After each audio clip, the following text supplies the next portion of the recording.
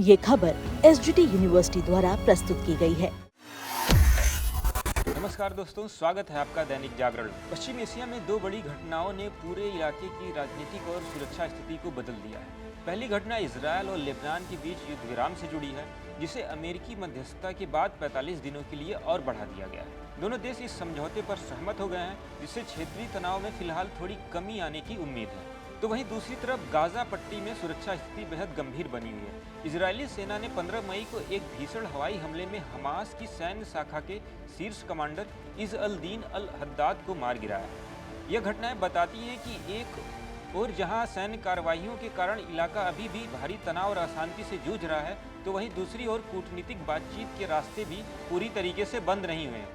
आइए इस बारे में विस्तार से आपको बताते हैं, तो वीडियो को अंत तक जरूर देखिएगा। युद्ध विराम बढ़ाने पर सहमति।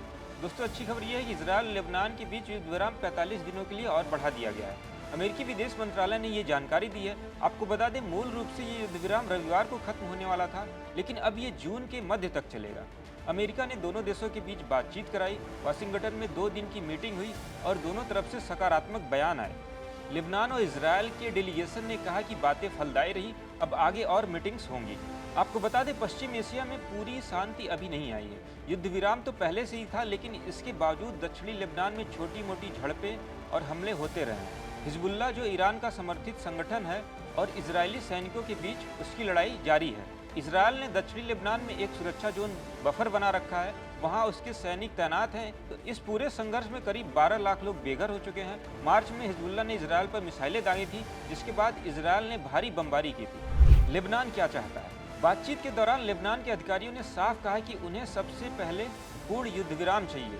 उनके नागरिकों को राहत मिले। युद्ध विराम के कारण हमारी अर्थव्यवस्था पूरी तरीके से हिली हुई है, लोग काम पे नहीं जा पा रहे हैं, हमले का डर बना रहता है। आपको बता दें, हिजबुल्लाह के विरोध के बावजूद भी लेबनान की सरकार बातचीत में शामिल हुई। उनका कहना है कि इस युद्ध विराम को स्थायी शांति में बदलना है। वहीं इजरायल ने भी साफ कह दिया है कि कोई भी बड़ा समझौता तभी होगा जब हिजबुल्लाह को निहत्था किया जाएगा। यानी इजरायल चाहता है कि लेबनान हिजबुल्लाह को पूरी तरीके से बैन करे। इजरायल का कहना है कि उनके नागरिकों और सैनिकों की सुरक्षा जरूरी है। युद्ध विराम के बाद भी हिजबुल्लाह उन पर हमले कर सकता है। इजरायली राजदूत यचियल लाइटर ने कहा कि बातचीत में उतार चढ़ाव आएंगे, लेकिन सफलता की अच्छी संभावना है। अमेरिका ने अब 29 मई को पेंटागन में सुरक्षा बैठक बुलाई है और 2-3 जून को राजनीतिक बातचीत होने की भी संभावना है। गाजा में हमास को बड़ा झटका। युद्ध विराम के बीच एक बड़ी घटना सामने आई है।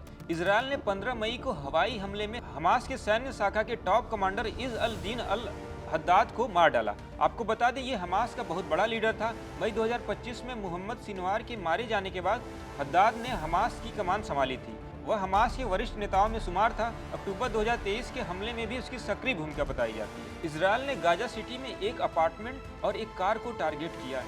इसी में हद्दाद था। हमले में 3 और लोग मारे गए और लगभग 20 लोग घायल हुए। इजरायली प्रधानमंत्री बेंजामिन नेतन्याहू ने कहा, हद्दाद इजरायली नागरिकों की हत्या में शामिल था, इसलिए उसे भी खत्म कर दिया गया।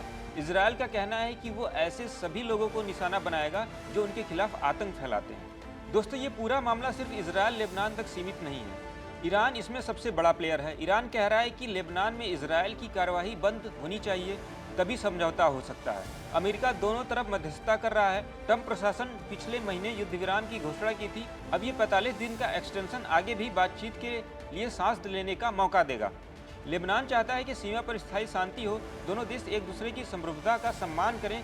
इजरायल सुरक्षा की गारंटी चाहता है। अगर ये बातचीत सफल हुई तो दशकों पुराना संघर्ष खत्म हो सकता है, लेकिन चुनौतियां भी कम नहीं। हिजबुल्लाह जैसे ग्रुप और हमास का नेटवर्क अभी भी सक्रिय है। दक्षिणी लेबनान और गाजा के आम नागरिक सबसे ज्यादा प्रभावित हो रहे हैं। लाखों लोग विस्थापित हुए हैं, घर तबाह हो रहे हैं, रोजगार लोगों का खत्म हो रहा है, बच्चे स्कूल नहीं जा पा रहे हैं। युद्ध विराम बढ़ने से उन्हें कुछ राहत जरूर मिलेगी, लेकिन स्थायी शांति के बिना जिंदगी सामान्य नहीं होने वाली है। अमेरिकी विदेश मंत्रालय के प्रवक्ता टॉमी फिगार्ट ने कहा कि बातें बहुत फलदायी रहीं। अब सुरक्षा और राजनीति दोनों मोर्चों पर काम होगा। 29 मई को पेंटागन में सुरक्षा अधिकारियों की बैठक होगी। इसके बाद जून की शुरुआत में एक बार फिर से राजनीतिक चर्चा होने वाली है। अब ये तो आने वाला वक्त ही बताएगा कि बातचीत से ये मामला सुलझता है या फिर और उलझ जाता है। दोस्तों, फिलहाल युद्ध थमा हुआ है, लेकिन आग पूरी तरीके से बुझी नहीं है। इजरायल लेबनान युद्ध विराम का बढ़ना सकारात्मक कदम है। गाजा में हमास के कमांडर का मारा जाना इजरायल की सख्त नीति को दिखाता है। अब देखना यह है कि अगली मीटिंग्स में कितनी प्रभावशाली बातचीत होती है। क्या दोनों देश दशकों की दुश्मनी भूल पाएंगे या फिर पुरानी कहानी दोहराएंगे? आप क्या सोचते हैं? कमेंट में अपनी राय जरूर दें। वीडियो पसंद आया तो लाइक करें, शेयर करें, चैनल को सब्सक्राइब करना न भूलें। ऐसी ही और जानकारी के लिए देखते रहें दैनिक जागरण।